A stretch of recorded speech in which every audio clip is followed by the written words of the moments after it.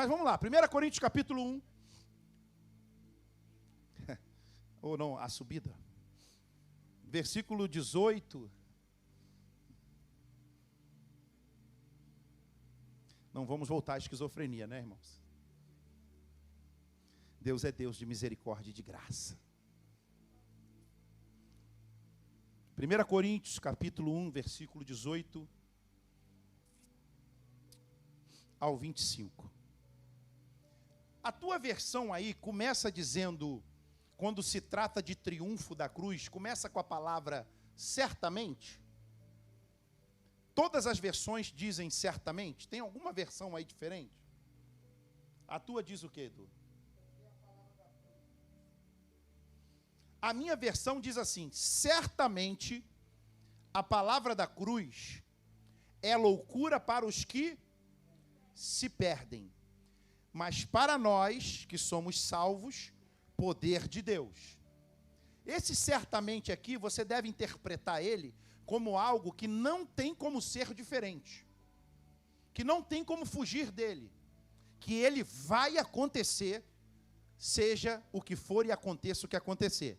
Certamente que a palavra da cruz é loucura para os que se perdem, mas para nós que somos salvos é poder de Deus.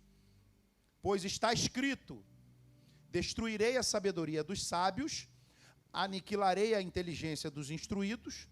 Onde está o sábio? Uma pergunta. Onde o escriba? Onde o inquiridor deste século? Porventura, não tornou Deus louca a sabedoria do mundo? Visto como na sabedoria de Deus o mundo não conheceu por sua própria sabedoria, aprove a Deus salvar os que creem pela loucura da pregação. Porque tanto os judeus pedem sinais, como os gregos buscam sabedoria. Mas nós, diga eu, mas nós pregamos a Cristo crucificado, escândalo para os judeus, loucura para os gentios, mas para os que foram chamados, tanto judeus como gregos, pregamos a Cristo, poder de Deus e sabedoria de Deus. Porque a loucura de Deus é mais sábia do que os homens, e a fraqueza de Deus é mais forte do que os homens. Diga glória a Deus. Eu não sei se você estava aqui na semana passada, mas a mensagem 01, né? O triunfo da cruz, número 1, foi uma mensagem que nos marcou muito, porque aprendemos sobre o plano da salvação, que ele foi completo, aprendemos que Jesus venceu o diabo, aprendemos que na cruz fomos redimidos das garras do diabo, e aprendemos também que na cruz fomos resgatados da maldição da lei. Quem estava aqui, diga aleluia. Mas hoje, hoje nós vamos aprender algumas razões pela qual gostaríamos de fazer algumas considerações sobre a morte de Cristo. Porque isso é uma coisa que você talvez não perceba, porque você está numa igreja em que o alimento é muito sólido. Você está numa igreja em que o alimento é muito poderoso. Mas participar e viver na vida de uma igreja onde o sacrifício vicário, ele é enfatizado de janeiro a dezembro, é algo muito alimentador. Porque você imagina se você está numa igreja onde sai do púlpito palavra dizendo que está 100% desalinhado com aquilo que Deus projetou na graça. É muito importante que você entenda de uma vez por todas que existe duas dispensações: a antiga aliança e a nova aliança. Quantos creem nisso? Amém. E nós temos que olhar para a crucificação como um ato de vitória. Quando você olhar para Cristo, quando você olhar para o sacrifício vicário, é muito importante que você entenda que é e foi um rei que se entrega, mas que tem todo o controle da história nas suas mãos. Jesus, ele não se entregou por temor. Jesus, ele não se entregou por pavor. Jesus, ele não se entregou por pressão. Jesus, ele se entregou porque ele sabia que ele tinha o controle todo na sua mão. E hoje ele está dizendo para você que ele também tem o controle da sua vida nas mãos dele. Pastor, isso pode alterar a minha vida em quê? Se você passar a olhar para a cruz com olhos de gratidão, o seu casamento muda. Muda. Hoje eu amanheci um pouco cansado, né? Porque foram 2 dias intensos, tanto na sexta para mim, como na preparação de todo o evento. E graças a Deus que a gente está voltando à atividade física, porque ficar fora de forma não é bom. E acabou que eu amanheci o dia, eu estou falando de você passar a ter uma visão de Jesus, de gratidão que reflete no seu casamento. E hoje eu amanheci o dia bem cansado, mas eu olhei para a pastora Rita e falei, amor, vamos sair para a gente almoçar num lugar legal? Ela, poxa, amor de Deus, já tem 18 dias que eu só saio para ir fazer a revisão da cirurgia. Mas o que é isso? Quando Cristo é o centro do teu casamento, e eu não tenho nada contra ao trabalho de casal, né? Nós temos aí um trabalho de casais radicais, que é bom demais, vamos implantar na igreja daqui a pouco, diga glória a Deus. Mas você pode fazer até os casados das galáxias para a eternidade atmosférica. Mas se Cristo não for o centro do seu casamento, daqui a pouco está um para o outro. É a onça e o leão. Mas aonde você quer chegar, pastor? Irmãos, aprenda, guarde isso para a tua vida em todas as áreas. Quando Cristo vai para a cruz, que ele fala, está consumado, ele entregou para você o sucesso, olha, a certeza, a chancela de que tudo está pronto no seu casamento, na sua vida, na criação dos seus filhos, em tudo que você imaginar. Mas pastor, você não entende o que é que eu passo lá em casa? Eu entendo sim, eu passo também. Mas nós também temos que aprender a olhar para a cruz com arrependimento.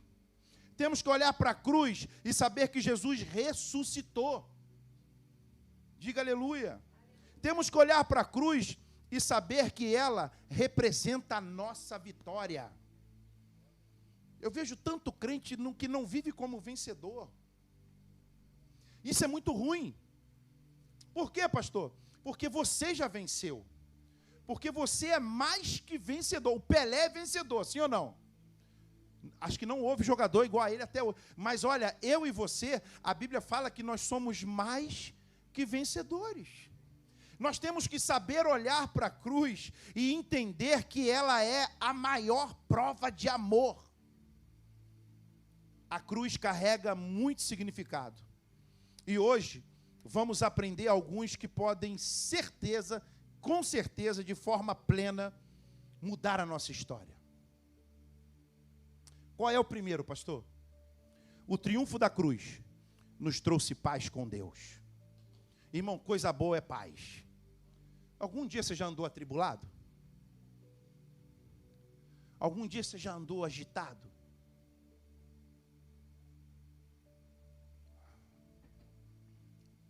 Irmão, quando você está em paz, quando você entende, quando você recebe que você tem paz com Deus, é diferente as coisas. Como assim, pastor? Porque a paz que você adquire com Deus é a paz que a Bíblia diz que ela excede todo entendimento. Sério. É uma paz que não é a paz como o mundo dá. Qual é a paz que o mundo dá? A paz que o mundo dá é aquela paz que ela é superficial. Ela é passageira. Efêmera é o quê?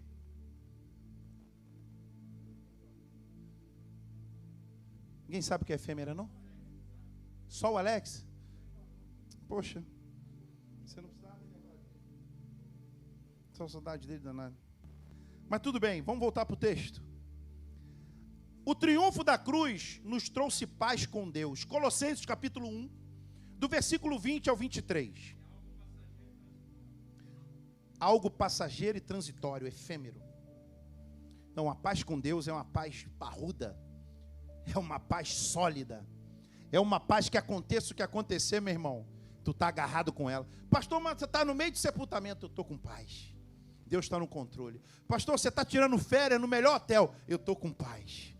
Pastor, estão dizendo que vai chover, não vai ter como fazer o evento. Eu estou com paz. Por quê? Porque o meu Redentor vive e ele já se levantou a meu favor. Obrigado, príncipe.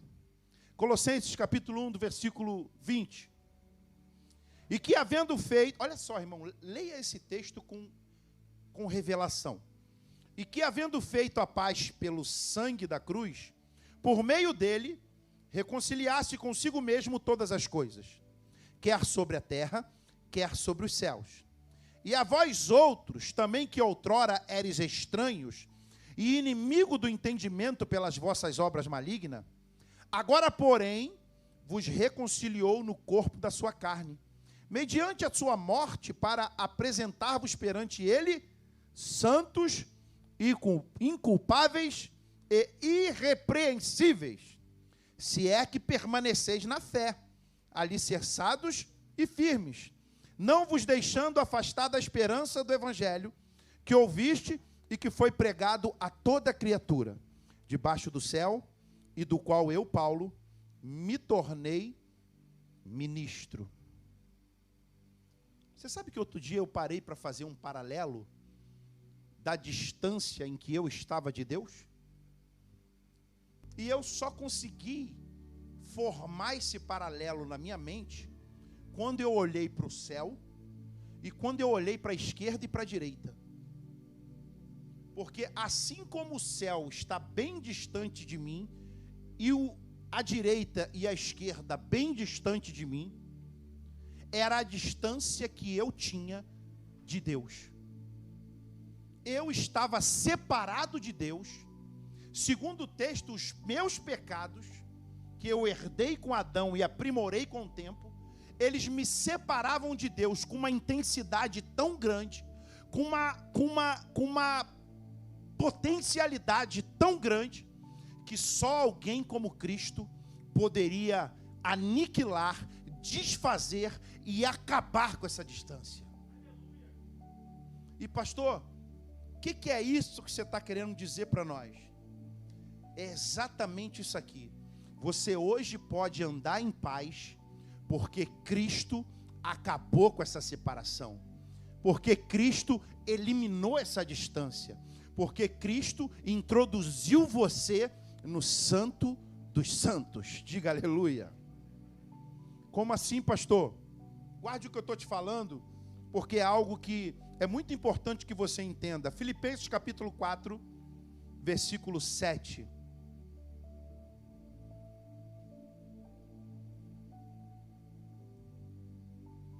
E a paz de Deus, que excede todo entendimento, guardará o vosso coração e a vossa mente em Cristo. Pastor, então para guardar meu coração, fica com a paz de Deus. Diga aleluia. Com todo respeito às meditações, né? Mas não adianta você acordar de manhã e ficar Se você não tem a paz de Deus, você vai fazer 500 horas e não vai resolver nada. Que é isso, pastor? Aprenda uma coisa, Romanos capítulo 5, versículo 1. Está ligeiro, hein? Justificado, pois, mediante nós temos paz com Deus por meio de nosso Senhor.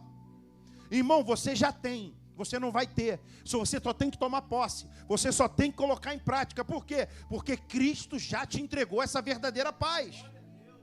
A paz entre você e Deus, e aprende uma coisa, já foi concedida para você. João capítulo 16, versículo 33.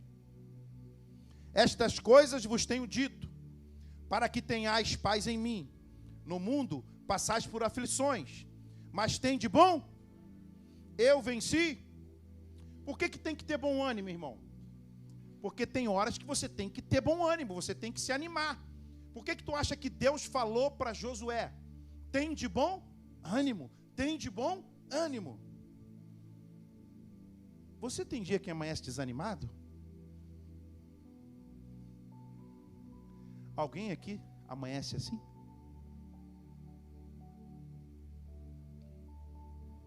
Que alívio. Achei que só tentava dar em mim isso. Mas pastor, por que eu posso? Por que eu vou vencer o desânimo?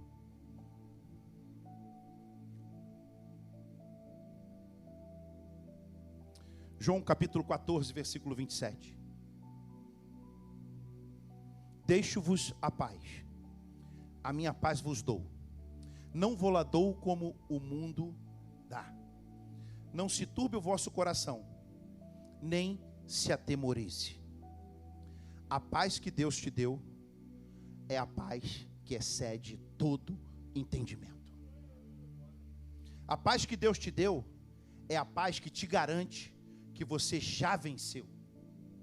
A paz que Deus te deu, diga aleluia, é a paz que regeu e que dirigiu a vida dos discípulos. Porque, irmão, hoje nós moramos num país que, com todo respeito, é mamão com açúcar, sim ou não? A gente tem aí um Supremo aí, especial demais, que se você falar alguma coisa deles, eles te prendem. Sim ou não? Você pode falar o que você quiser do presidente, mas se você falar alguma coisa para um ministro do Supremo, ele te prende. Mas nós moramos num país que a liberdade do cristão, ela é plena. Pode dizer o que quiser, mas aqui você pode pregar numa esquina, você pode entrar num restaurante e anunciar a palavra. Eu não sei se no BRT está podendo.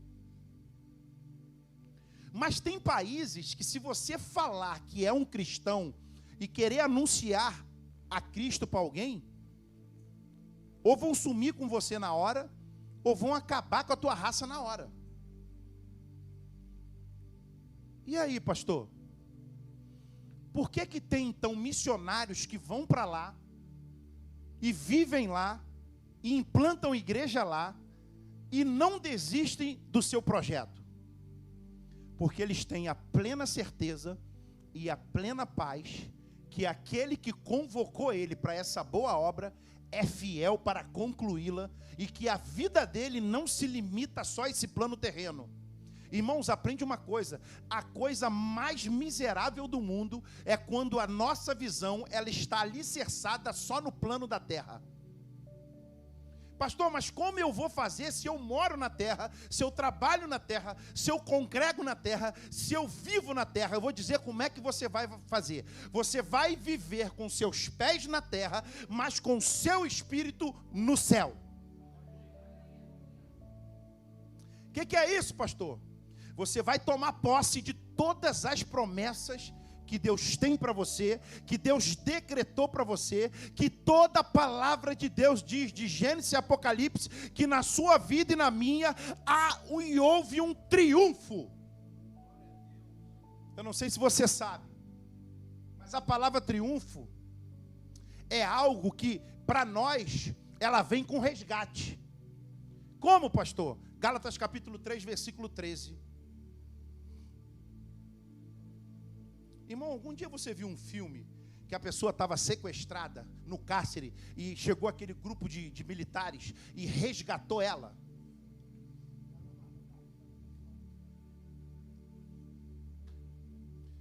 No mundo espiritual, é o que Deus fez com a gente. Nós éramos cativo, nós éramos escravo, nós éramos prisioneiro, nós éramos derrotado, e a palavra de Deus diz em Gálatas capítulo 3, versículo 13, Cristo nos resgatou da maldição da... Irmão, houve um resgate. Foi montada uma comissão especial para buscar você. Aleluia. Olha, você não foi de qualquer maneira não. Olha, para a minha vida e para a tua, foi pago um alto preço. O resgate foi pago. Pastor, o que você está dizendo? Fazendo-se ele próprio maldição em nosso lugar. Sabe o que aconteceu aqui? Cristo foi para o teu lugar e para o meu lugar e pagou um alto preço. Pastor, você quer dizer então que a conta foi paga, a dívida foi paga? Eu não quero dizer só não, eu quero te afirmar nessa noite. Anda de cabeça erguida, porque você não deve nada para o diabo. Ei, pastor, que isso? Mas outro dia incorporou um capetinha lá e falou que eu não podia botar a mão nele. Mentira, ele é mentiroso. Não é ele. Você coloca a mão nele porque a autoridade de Cristo está em você. Sabe qual é a pior coisa para o crente? É quando ele quer exercer o ministério alicerçado naquilo que ele é e naquilo que ele faz. Como assim, pastor? Aprende uma coisa: o triunfo da cruz pôs um ponto final na autoridade do inimigo. Ponto final. Só que tem gente que vive, parece que ela fala mais do capeta. Está gravando? Parece que ela fala mais do cão do que do poder de Cristo.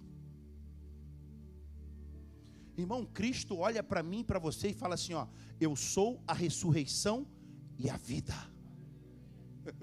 Cristo olha para mim, para você e diz assim, ó: confia em mim, porque eu tenho a paz que excede todo entendimento.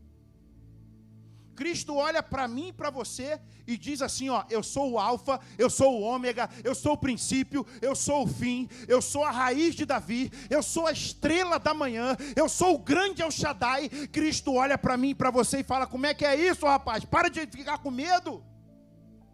Pastor, então é por isso que você entrou no necrotério, cheio de corpo de Covid? É por isso que eu entrei lá, é por isso que eu entro e saio. Sabe por quê? Porque agindo Deus, quem impedirá? Como também, se Cristo chamar, ninguém impede, irmão. Que isso, pastor? Chegou a hora, meu irmão, cantou tua senha, já era. Outro dia eu achei que, essa noite eu achei que estava cantando minha senha. Falei, não, a minha não, Senhor, sou tão novinho ainda. Falei com a pastora Andréia, dormi tão cansado que eu dormi em cima das duas mãos. Aí acordei com as duas mãos dormentes. Falei, Senhor, não estou tendo AVC não, está repreendido. E eu falei comigo, será que estão cantando minha senha já? E aí, rapaz, tinha que falar. Aí o mais me assustou que eu olhei para o lado e não vi a pastora. Falei, já estou na glória. Aí, tadinha, ela abusa de mim demais, né? Ela falou, não, eu fui dormir no outro quarto, você está roncando muito, filho. Falei, não é eu, não. É o cansaço que estava em mim. Ah, seu marido não ronca não, né? Aguarde o tufão. Uma amiga minha fala que ela casou com um tufão. Já viu aqueles Camaro, Francisco?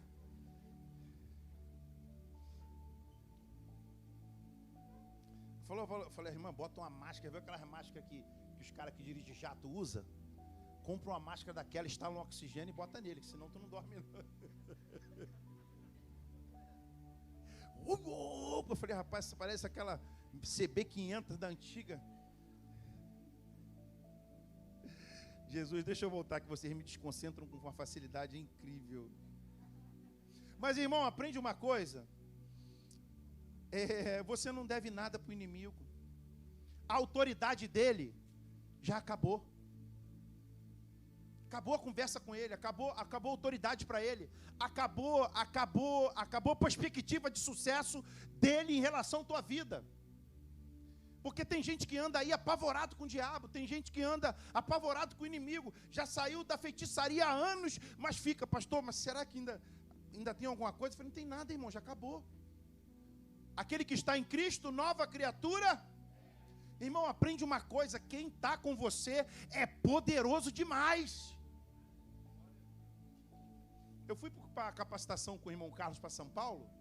Irmão, é muito favor de Deus. Chegamos lá e nós tivemos o privilégio de chegar uma noite antes. Porque para você poder descansar, né? Dormir uma noite tranquila, para chegar no outro dia você receber melhor. Irmão, do dia que nós chegamos lá, até a hora de descer do avião na volta, era Deus golpeando a gente. É só para você ter noção do que aconteceu. Para muitos não é nada, para mim eu vejo Deus em tudo. Primeiro que quando entramos no avião na volta, olha isso, rei, eu sentei na poltrona errada. E estava eu sentado na janela, porque o Carlinho não gosta de ver a asa do avião. E eu falei, eu vou na asa do Altíssimo direto, me bota no canto. Ele falou, não, acho que aí é o tanque de gasolina, pastor. Eu falei, mas esse avião não vai cair. Esse não cai não, irmão, estou aqui dentro. Mas não cai mesmo. E aí vem um jovem, bonito, jovem, magro, esbelta. E aí ele parou assim e falou, essa poltrona é minha. Aí a moça que estava entre eu e Carlinhos, tadinha, ela devia estar ali, né?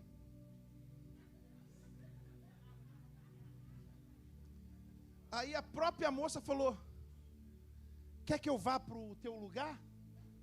Eu falei, seria bom se a senhora aceitasse. Ela, eu vou. Aí o menino sentou entre eu... Não, ele sentou do teu lado, né, Carlinhos? Você veio para o meu lado, não é isso? Carlinhos ficou no meio e ele sentou na ponta. Aí Carlinhos já tetelestai. Olhou para ele e mandou um tetelestai. Ele, glória a Deus, o senhor é da igreja? Irmão, isso dentro do avião, aterrissando, voltando já. Porque daqui para São Paulo, você fecha o olho, não dá nem para roncar. Eu tenho uma raiva de avião que eu não posso dormir. Porque eu entro aqui no avião e já chego em Portugal renovado, irmão. Durmo a noite toda. Eu não sei como é que tem gente que fala, eu não durmo no avião, pastor, fica apavorado. Eu chego dormindo e saio dormindo. Às vezes ele é uma cotovelada da Rita no peito, né? Tu tá roncando no avião. Eu falei, eu quero é Deus, rapaz, não importa o que vão pensar de mim. E Carlinhos já começou, e ele falando, ele já lançou quais são os frutos do Espírito. Eu participei da gincana, e eu falei, Carlinhos, tu sabe os 5 frutos, pelo amor de Deus, fala aí. Não é 5 não, é 9. Aí começou uma confusão danada, aí no finalzinho eu falei, tu é jogador de futebol? Ele falou, sou. Eu falei, terra. Estou com o telefone dele aqui, vou mandar um zap para ele amanhã, que até agora não mandei. Pegamos um cliente que é um jogador de futebol. Essa eu vou dobrar, vou fazer a venda. Não? É tua, rei? Vamos conversar. Fala para o teu irmão, até na hora do avião aterrissar, o despojo é teu.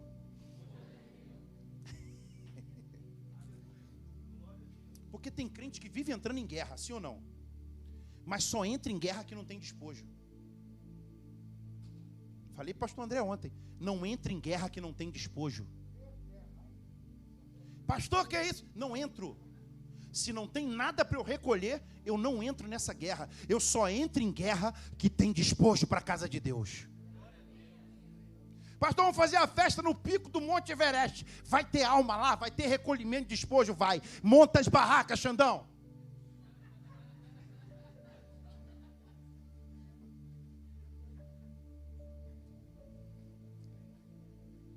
Eu queria falar uma coisa com você, Colossenses, capítulo 2, versículo 15. Só para você entender que você não está puro não, irmão. Tem coisa boa para cima de tu aí. Isso aí é quem está contigo, ó. Dia e noite. 30 dias do ano. 365 dias. Por toda a eternidade. Até a consumação dos séculos. E despojando os principados e potestades. O que Jesus fez? Tomou tudo. Falou, nada teu. Tu é pai da mentira. E despojando os principados e potestades, publicamente os expôs triunfando deles o mundo todo viu. Jesus triunfou.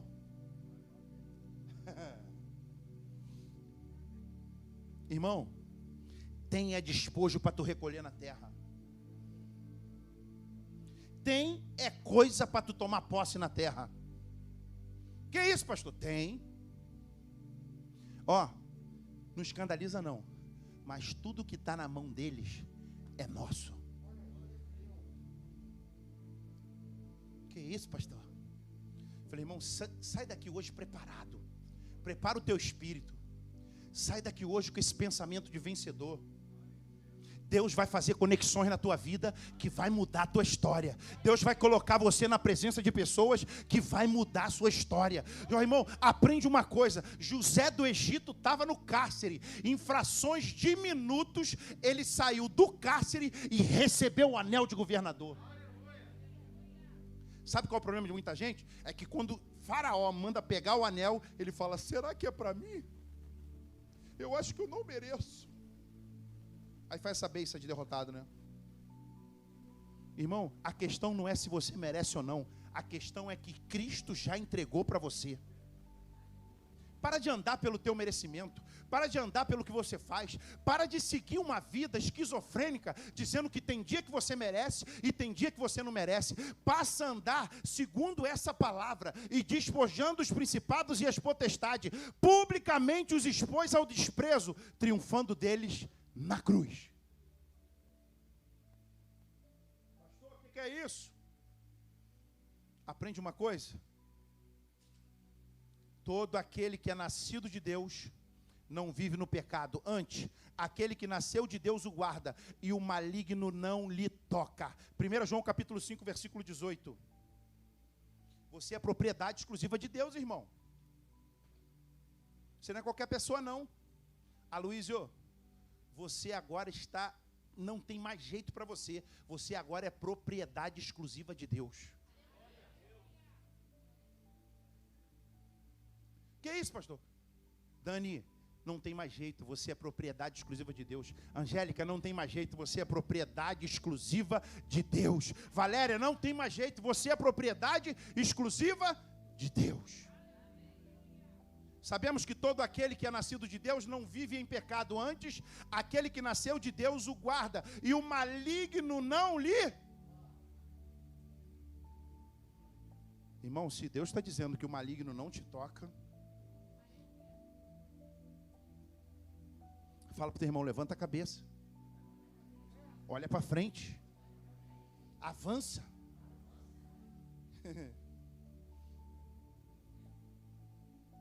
Guarda isso, irmão. Na cruz, o Senhor levou as nossas doenças e as nossas enfermidades. Isso é uma coisa que a gente tem que declarar direto. Senhor, pelas tuas pisaduras eu já fui sarado. Eu fui lá no cardiologista, ele acabou com a minha raça, irmão.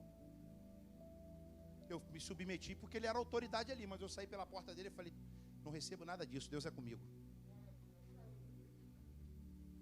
Ele falou que eu ia morrer se eu comesse macarrão. Eu falei, não, macarrão não.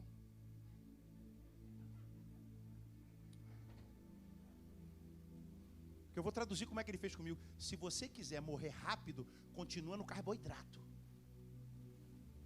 Eu falei, encontrei um cara que conseguiu me parar. Ele deu um choque, Glória. Agora eu fico olhando para o espaguete que a Rita fazia para mim.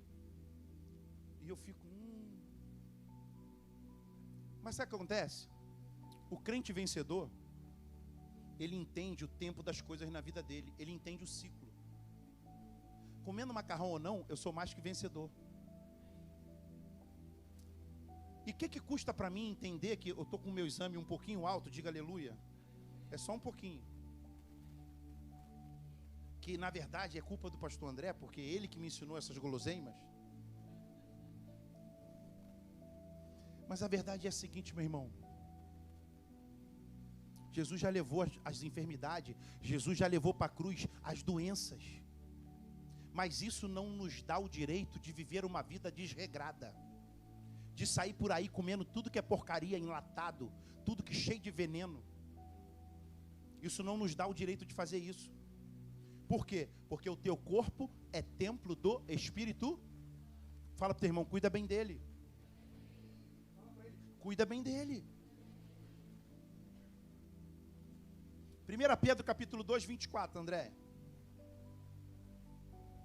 Carregando ele mesmo em seu corpo, sobre o madeiro, os nossos, para que nós, mortos para os pecados, vivamos para a justiça, e por suas chagas, nós fostes o quê? Foste o quê? Já recebeu a cura. Já foi sarado, toma posse, entrega de vez para Ele a tua vida. Não fique, irmão, o problema é o seguinte, igual quinta-feira na aula aqui, o problema é que a gente dá mais ouvido das coisas periféricas do que das coisas que vêm do alto. Passa a concentrar a tua energia na palavra de Deus. Passa a concentrar a tua energia que tudo vai dar certo. Passa a concentrar a tua vida no que Cristo declarou para você. Pastor, o que é isso, pastor? Agora estão falando na nova cepa. E qual é o nome da nova aí? É a Delta? Que Delta do capeta, rapaz? Pode falar de Delta, pode falar de Alfa, pode falar do que quiser, porque Jesus está no teu barco. Teu barco não está à deriva, não. Aprende isso. Se Jesus carregou as nossas mazelas, as nossas doenças, ninguém pode parar você. Vou entrar no quarto aqui para a gente finalizar num tempo bom. Na cruz do Calvário, o Senhor nos tornou filhos de Deus. Essa aqui eu vou parar um tempinho nela. Na cruz do Calvário, o Senhor nos tornou filhos de Deus. Por quê, pastor? Porque antes de você se converter, ou antes da cruz, você era criatura. Você não era filho. E agora, pastor? Agora, eu me relaciono com o Abba de filho para pai. E eu não sei você, mas quando eu chego na casa da minha mãe e do meu pai, a primeira coisa que eu faço é abrir a geladeira. Eu abro a geladeira e falo, mãe, não tem nada nessa geladeira. É botando pilha nela, né? E eu nunca me peguei entrando na sala da minha mãe e falando assim, excelentíssima mãe e pai, eu gostaria de redigir um memorando para abrir a sua geladeira. Alguém aqui algum dia fez isso? Sabe por quê? Porque na casa do seu pai é a sua casa. A geladeira do seu pai é a sua geladeira. A despensa do seu pai é a sua despensa. Irmão, Deus é tão poderoso na nossa vida, na minha e na sua, que eu vivia preocupado como é que eu ia arrumar filhote de tilápia. Aí o Edu virou para mim na festa e falou assim, pastor, aqui na lagoa, se der uma tarrafada, vem 1000. Eu estou traduzindo o que ele falou. Eu falei, então vamos encher uma caixa d'água, botar na picape e levar. Porque ele me mostrou, parecia que a água estava fazendo. Já viu quando faz pipoca? O que eu estou querendo comprar lá em Minas, tem aqui do lado da minha casa. Que o Ibama não dê problema, né? Eu peço pro Ed fazer. Misericórdia, Ed, precisar da tua ajuda, do teu transporte. Mas o que é isso, pastor? Onde você quer chegar, pastor?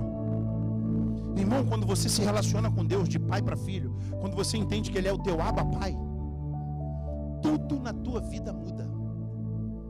Porque existem pessoas que se relacionam com Deus, que Ele está esperando vir um raio do céu que Deus vai mandar para fulminar ele. Eu me relaciono com Deus baseado no Salmo 23, no versículo 6. Abre a sua Bíblia aí. Não precisa projetar não, William, que eu vou para não tirar daí. Eu sei que você já sabe ele de cor, mas lê na Bíblia. Você tem que abrir a Bíblia, irmão. Crente tem que comer Bíblia.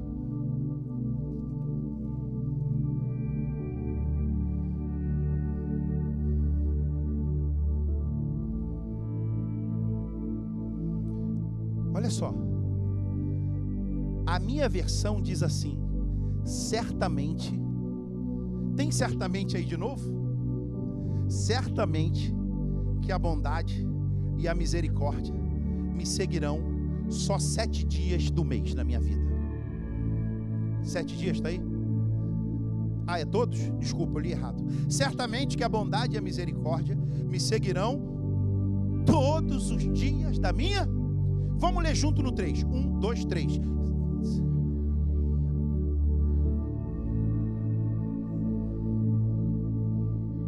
A gente pode melhorar. No 3, um pouquinho mais forte e mais consistente. 1, 2, 3, vai.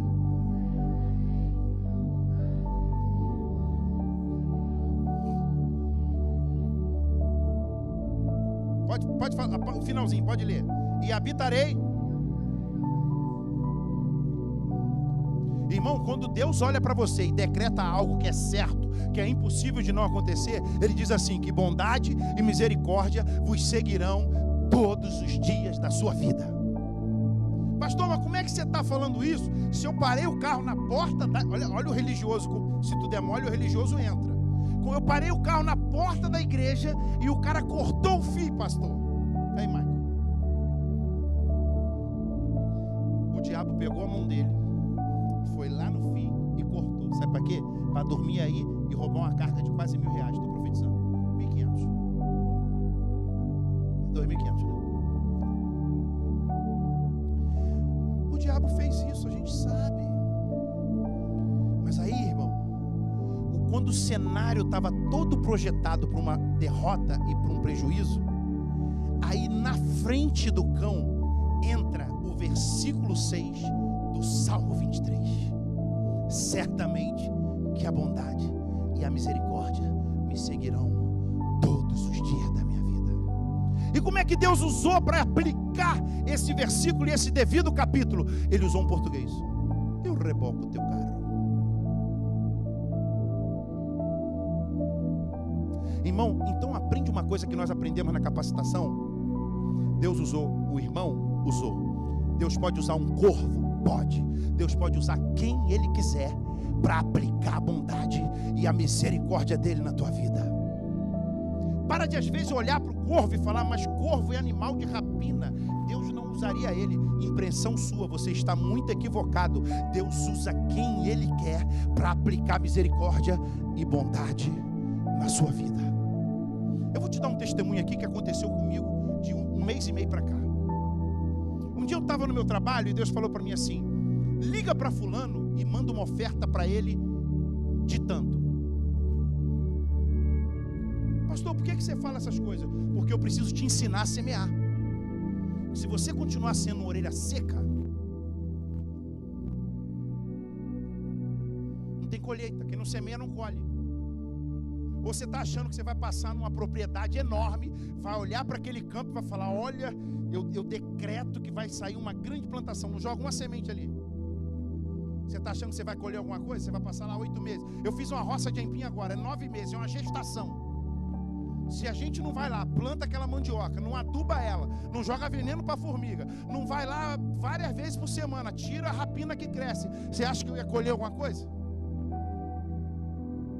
E o Espírito Santo falou para mim assim, ó, liga para fulano, e tem mais, ele não é crente, liga para fulano e manda uma oferta para ele que ele está sem R$1 para comer. Ele é ímpio. Irmão, e tem uma coisa que é gloriosa, tem uma coisa que é poderosa, é quando os filhos ouvem o pai e obedecem. Eita, glória diferente. Porque tem filho que ouve o pai, mas não obedece. Mas quando o filho ouve o pai, eu fico imaginando a Júlia quando obedece o Eduardo, como é que ele deve ficar? Minha filhona, essa fui eu que treinei. Eu imagino o pastor André, quando olha para o Davi e fala, meu garoto, fui eu que treinei. E aí, irmão, eu fiz o que o Espírito Santo falou para mim. Eu falei, fulano, o Senhor ministrou para mim que você precisa de ajuda. E eu vi que a voz dele embargou no telefone. Porque ele é impião mesmo, ele é ímpio grande. Impião. Mas o coração dele já está cheio de adubo, que eu venho só. Você tem que adubar o coração do ímpio. Porque aprende uma coisa, tem ímpio que até, segundo a Escritura, ele veio para o dia da perdição mesmo. Mas ó, tem muitos que vão ser resgatados por você. E aí, ele falou, rapaz, pastor, depois eu te dou uma forra. Eu falei, não precisa forra. Deus mandou semear na tua vida. E sempre que eu falava com ele, vou te dar uma forra, hein, pastor. Eu falei, valeu. É porque tem crente que não sabe. O apóstolo Paulo fala assim, ó, eu me fiz de tolo para ganhar os. Eu conheço um pastor que quando o cara fuma, que chega na casa dele, ele tem 18 cinzeiros. Ele escolhe qual é o teu time. Sou Mengão, ele usa do Flamengo. Cada encontro ele leva 12 pessoas. Uma de cada time do Brasil. Eu já conheço pastor que quando o cara entra que fala que vai fumar, ele demônio do inferno, capeta, sai da minha casa. Não leva ninguém para o encontro. Não estou dizendo que tem que fumar, nem te estimulando a fumar. O cigarro é uma maldição, é uma praga. Irmão, eu só sei que depois dessa semeadura, ele virou para mim essa semana, que eu precisei que ele assinasse um documento. E ele falou assim: pastor, tem um negócio aqui que deve custar um valor assim muito, muito top. Olha ele falando para mim, mas eu senti no coração que o senhor que vai comprar. Vamos lá ver. A gente tem decretado que a cada uma semente a colheita será de 100 por.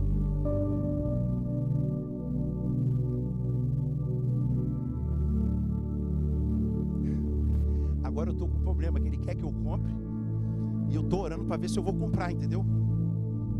Só que o retorno que Deus criou, o arranjo que Deus criou, é tão poderoso, que até eu fiquei impactado. É tipo você comprar 50 mil metros, por preço de um carro velho, com muita água e muita nascente, e no melhor lugar do top do morro, da montanha mais bonita que você imaginar da cidade. Fala para o teu irmão, se não tiver semeadura, de certa forma, você trava o aba. João capítulo 1, versículo 12. Mas a todos quantos o receberam, deu-lhes o poder de serem feitos filhos de, a saber, aos que creem no seu. Irmão, aprende uma coisa: você recebeu o poder de ser chamado filho de Deus. Eu vou finalizar aqui. Nós não vamos passar do horário hoje, que precisa dar uma descansada. Nós vamos ter uma cantina abençoada. Você recebeu o poder de andar por aquelas portas ali afora e dizer: eu sou filha de Deus. Eu sou filho de Deus. Mas pastor, você falou tanto em semeadura, e eu nem trabalhar trabalho, eu dependo de uma mesada que às vezes meu pai nem me dá. Você é boba. Se você dobrar o teu joelho, ele vai sentir no coração e vai semear na sua vida. E você semeia na vida de alguém. Se não se posicionar como filho, não vai provar do triunfo. As pessoas mais prósperas que eu conheço, muitas das vezes, são a que menos dinheiro tem. Prosperidade não tem sempre tudo a ver com dinheiro. Prosperidade tem a ver com generosidade, desprendimento. Às vezes aquele bolo que eu comi lá atrás, que estava maravilhoso, foi a grande semeadura de um profeta. Pastor, por que você está dizendo isso para mim? Porque quando você olha para Elias e a viúva, não foi? Foi Elias e a viúva? Foi, Edu? Foi. Para o religioso, sabe o que ele ia falar de Elias? Isso é um inconsequente. Vai na casa de uma senhora de idade que tem um punhado de farinha e um cadinho de azeite. Mas para o filho amado que anda debaixo da promessa, entende que quando Deus envia um profeta, Ele envia a provisão junto. Irmão, quando Deus mandar um profeta para tu, não fica preocupado não, a provisão já está com ele. Porque o texto diz exatamente assim: quanto mais ela tirava e dava para os outros, mais brotava dentro da vasilha. Eu nunca vi ter nascente de azeite, mas Deus faz brotar uma nascente de azeite na frente do profeta onde tu está. Sabe por que muita gente andou com a gente e não mudou de vida? Porque ela despreza o profeta. E despreza o profeta, desprezando a Deus. Sabe por que tem gente que está com a gente aqui há meses, parece que está com a gente há 40 anos, está assim, ladeira acima? Porque honra o profeta, porque honra a palavra de Deus. Eu falei para um amigo meu esse dia, parece que está comigo há 20 anos esse garoto. Que você se coloque de pé nessa noite, com a certeza que você já triunfou. Você já triunfou. Você já venceu, diga amém.